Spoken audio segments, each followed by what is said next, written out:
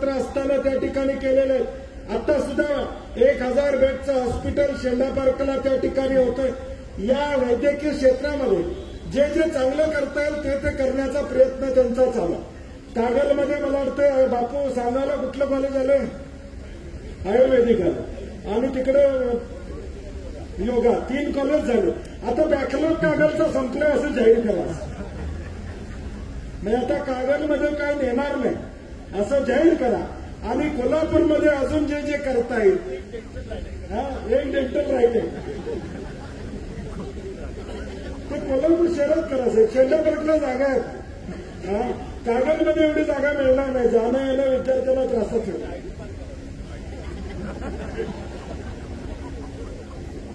आमची विनंती आहे की चांगला जो मतदारसंघाचं नेतृत्व करतो तो शेवटी पहिला आपल्या मतदारसंघाचा विचार करणार यामध्ये दुमत नाही। परंतु आता आयुर्वेदिक योगा सगळे कॉलेजेस आता कागलमध्ये झालेले आहेत। डेंटल कॉलेज जर कोल्हापुरात काढता आलं तर या ठिकाणी काढावं अशी मुश्रीफ साहेबांना आमची विनंती असणार आहे। कारण की शेवटी सत्तेच्या माध्यमातून या जिल्ह्याला आम्ही काय देतो हा प्रश्न या ठिकाणी महत्वाचा। सत्ता कुणाची आहे याच्यापेक्षा लोकशाहीमध्ये या सत्तेचा उपयोग आम्ही लोकांसाठी करतो, कशा पद्धतीने करतो हे भविष्यकाळात या ठिकाणी महत्वाचं असणार आहे।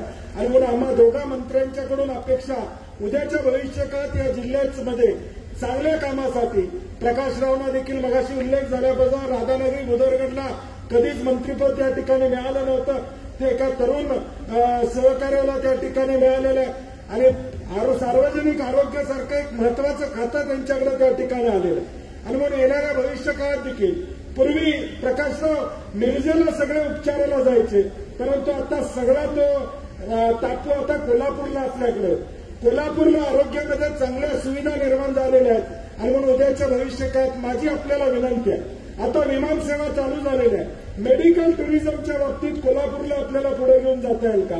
एखादा प्रकल्प मेडिकल टुरिझमच्या माध्यमातून आज विदेशातून परदेशातून अनेक लोक आज वैद्यकीय उपचार घ्यायला या राज्यामध्ये येतात, विशेष करून मुंबईमध्ये येतात, ते आपल्याला कोल्हापूरमध्ये आणता येतील का?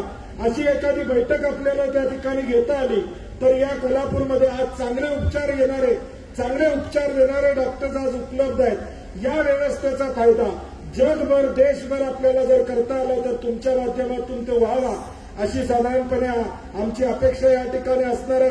आदरणीय महाराज खासदार म्हणून या जिल्ह्यामध्ये या ठिकाणी काम करतात।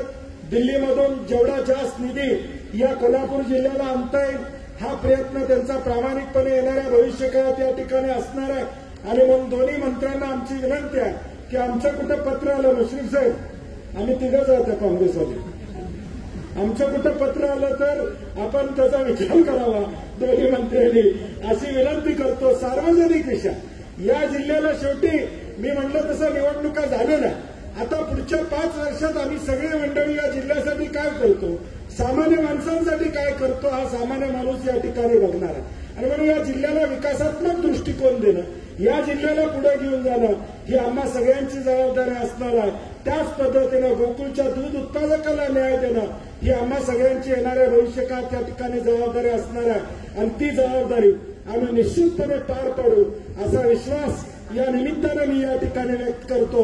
सहलीला सगळे फॉरेनला या ठिकाणी अभ्यास दौऱ्यावर निघाले त्या सगळ्यांना शुभेच्छा।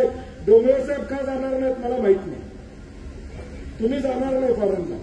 मी आबाजींना म्हटलं ते विधान परिषदच्या आमदारकीचं काय ठरलं काय चाललंय का म्हणून मी मागे राहिलेलं माहित नाही, त्यामुळे ती कोर्टातलं केस आता थांबली ना, त्यावेळी तेवढा तुम्ही विचार केला। विनोदाचा भाग सोडून द्या, परंतु आज सगळीच मंडळी आमचे सगळे संचालक मंडळ प्रत्येक जण प्रामाणिकपणे गोकुळला योगदान कसं देता येईल, गोकुळचे 4 पैसे कसे वाचवता येतील आणि दूध उत्पादकाला 4 पैसे कसे देता येतील हा आम्हा सगळ्यांचा प्रयत्न आहे।